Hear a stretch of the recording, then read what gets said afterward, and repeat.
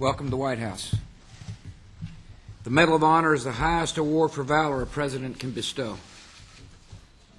The medal is given for gallantry in the face of an enemy attack that is above and beyond the call of duty. The medal is part of a cherished American tradition that began in this House with the signature of President Abraham Lincoln. Since World War II, more than half of those who have been awarded the Medal of Honor have lost their lives in the action that earned it. Corporal Jason Dunham belongs to this select group. On a dusty road in western Iraq, Corporal Dunham gave his own life so that the men under his command might live. This morning it's my privilege to recognize Corporal Dunham's devotion to the Corps and country. Long before he earned our nation's highest medal, Jason Dunham made a name for himself among his friends and neighbors. He was born in a small town in upstate New York. He was a normal kind of fella. He loved sports. He went to Scio Central School, and he started on the Tiger basketball, soccer, and baseball teams. And by the way, he still holds the record for the highest batting average in a single season at .414. He was popular with his teammates, and that could be a problem for his mom. You see, she never quite knew how many people would be showing up for dinner, whether it be her family or the entire basketball team. He grew up with the riches far more important than money. He had a dad who loved to take his boys on a ride with him when he made his rounds on the dairy farm where he worked. His mom was a school teacher. She figured out the best way to improve her son's spelling was to combine his love for sports with her ability to educate. And so she taught him the words from his reading list when they played the basketball game of horse. He had two brothers and sisters who adored him. He had a natural gift for leadership and a compassion that led him to take others under his wing. The Marine Corps took the best of this young man and made it better. As a Marine, he was taught that honor, courage, and commitment are not just words. They're core values for a way of life that elevates service above self. As a Marine, Jason was taught that leaders put the needs of their men before their own. He was taught that while America's founding truths are self-evident, they also need to be defended by good men and women willing to stand up to determined enemies. As a leader of a rifle squad in Iraq, Corporal Dunham lived by the values he had been taught. He was a guy everybody looked up to. He was a Marine's Marine who led by example. He was the kind of person who would stop patrols to play street soccer with the Iraqi school children. He was the guy who signed on for an extra 2 months in Iraq so he could stay with his squad. As he explained it, he wanted to make sure that everyone makes it home alive.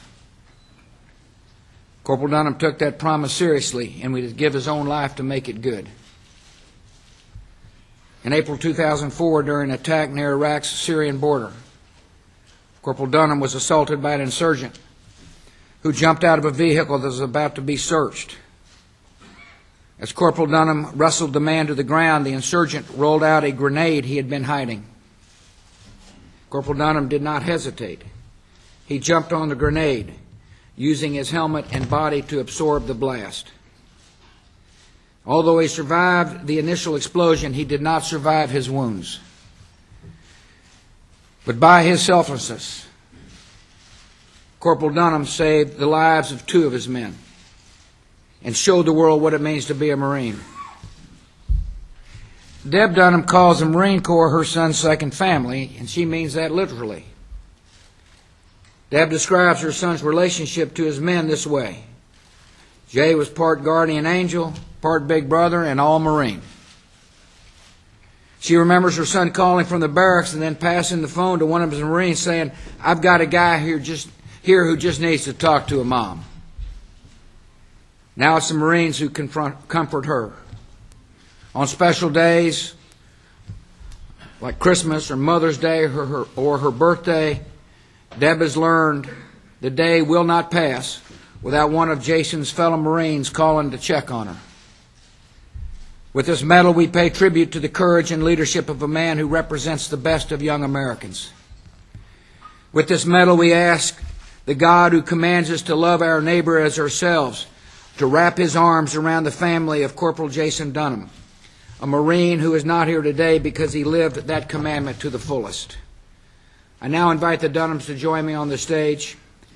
And Colonel, please read the citation.